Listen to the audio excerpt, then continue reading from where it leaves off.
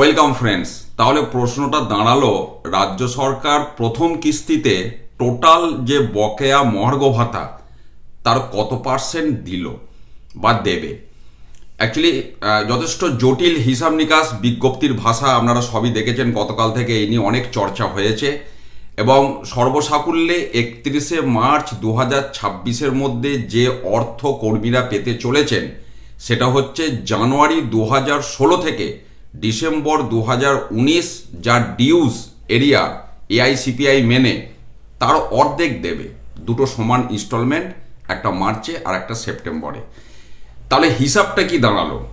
একদম যদি কোনো মানুষ এপ্রিল 2008 থেকে ডিসেম্বর 2019 পর্যন্ত পুরোটাই কর্মরত বা পেনশনার বা ফ্যামিলি পেনশনার হন, তার টোটাল যা বকেয়া ডিউজ হচ্ছে এআইসিপিআই মেনে এরিয়ার যেটা হচ্ছে, আর জানুয়ারি 2016 থেকে ডিসেম্বর 2019 যে বকেয়ার পরিমাণটা দাঁড়াচ্ছে এআইসিপিআই মেনে তার অর্ধেক, টোটালটার সাপেক্ষে যদি এটা হিসাব করা হয় দেখা যাবে টোটাল বকেয়া মহার্ঘ ভাতার ফার্স্ট ইনস্টলমেন্ট যেটা মার্চ মাসে দেয়া হবে সেটা এক্স্যাক্টলি 25%।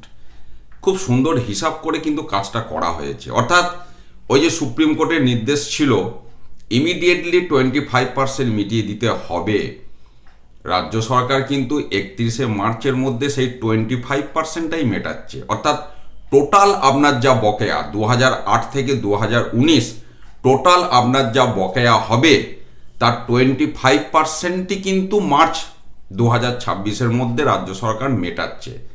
ওই যে বললাম জানুয়ারি 2016 থেকে ডিসেম্বর 2019-এর এখন মেটাবে, তার অর্ধেকটা মার্চ মাসে দেবে।